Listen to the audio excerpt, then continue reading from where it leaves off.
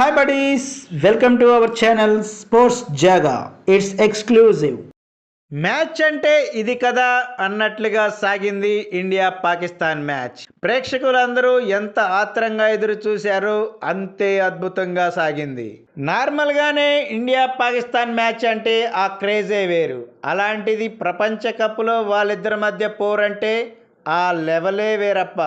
మరి ఈ మ్యాచ్ ఎలా సాగిందో చూద్దాం రండి.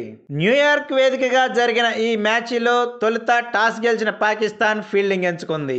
దీంతో ఇండియా టీంలో మార్పులేమి లేకుండానే తొలుత బ్యాటింగ్కి దిగింది. పాకిస్తాన్ అనుకున్నట్లుగానే బౌలింగ్లో అదరగొట్టింది. సెకండ్ ఓవర్లోనే కోహ్లీని అవుట్ చేసి ఇండియాని ప్రెషర్లోకి నెట్టింది. ఈ దశలో రోహిత్ శర్మ, రిషబ్ పంత్లు ఇన్నింగ్స్ను చక్కదిద్దడమే గాక స్కోర్ బోర్డును కూడా పరుగులు పెట్టించారు. కానీ రోహిత్ శర్మ అవుట్ అయిన తర్వాత వికెట్ల పరంపర కొనసాగింది.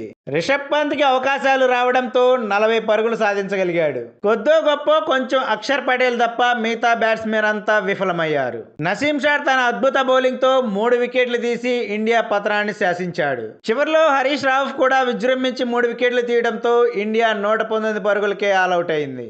లక్ష్యం చాలా చిన్నది అవడంతో పాకిస్తాన్ గెలుపు ఈజీనే అనుకున్నారు అంతా. కానీ మ్యాచ్ మాత్రం మరో లెవెల్లో జరిగింది. 120 పరుగుల లక్ష్యంతో బరిలోకి దిగిన పాకిస్తాన్ ఓపెనర్లు బాబర్ అజమ్, రిజ్వాన్లు ఆచితూచి ఆడుతూ నిదానంగా స్కోర్ బోర్డుని కదిలించారు. ఈ దశలో బుమ్రా తన అద్భుత డెలివరీతో బాబర్ అజమ్ను అవుట్ చేసి మ్యాచ్కి మంచి ఊపు తెచ్చాడు. తర్వాత రిజ్వాన్, ఉస్మాన్ ఖాన్లు కాసేపు ఆడినా ఉస్మాన్ని అక్షర్ పటేల్ అవుట్ చేయడంతో టెన్షన్ మొదలైంది. ఆ తర్వాత ఫకర్ జమాన్ దూకుడుగా ఆడే క్రమంలో హార్దిక్ పాండ్యా బౌలింగ్ లో అవుట్ అయ్యాడు. కానీ మరో ఎండ్లో రిజ్వాన్ పాతుకుపోవడంతో పాకిస్తాన్ కే గెలుపు అవకాశాలు ఎక్కువగా ఉన్నాయి. కానీ ఇక్కడే బుమ్రా అద్భుతం చేశాడు. తన అద్భుతమైన అవుట్ స్వింగర్ తో రిజ్వాన్ ని బౌల్డ్ చేశాడు.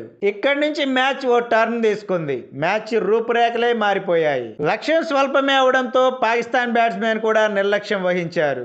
దీంతో వికెట్లు కోల్పోవడంతో టెన్షన్ పెరిగిపోయింది. ఇక ఇండియన్ బౌలర్స్ అయితే రెచ్చిపోయారు. ఎవరికి వారు తగ్గకుండా మ్యాచ్ని మాత్రం మరో లెవెల్కి తీసుకెళ్లారు.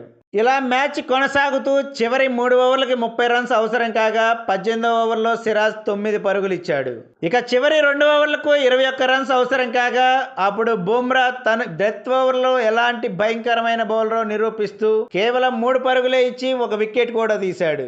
ఇక చివరి ఓవర్లో 18 పరుగులు అవసరం కాగా హర్షదీప్ ఫస్ట్ బాల్కే వికెట్ తీశాడు. చివరి 3 బంతుల్లో 16 రన్స్ అవసరం కాగా 4వ బంతికి 4 బాదడంతో 2 బంతులకి 12 పరుగులు అవసరమయ్యాయి. కానీ 5వ బంతి కూడా బౌండరీనే వెళ్లడంతో ఇండియా ఊపిరి పీల్చుకుంది. దీంతో హై థ్రిల్లర్ మ్యాచ్లో ఇండియా ఘన విజయం సాధించింది.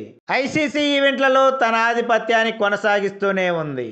తన రిమార్కబుల్ బౌలింగ్తో ఇండియాని గెలిపించిన బుమ్రాకి player of the match award లభించింది. ఈ వీడియో మీకు నచ్చినట్లయితే లైక్ చేయండి, షేర్ చేయండి. ఇలాంటి మరిన్ని అప్డేట్స్ కోసం please subscribe our channel. Bell icon click చేయడం మర్చిపోకండి. Thank you buddies.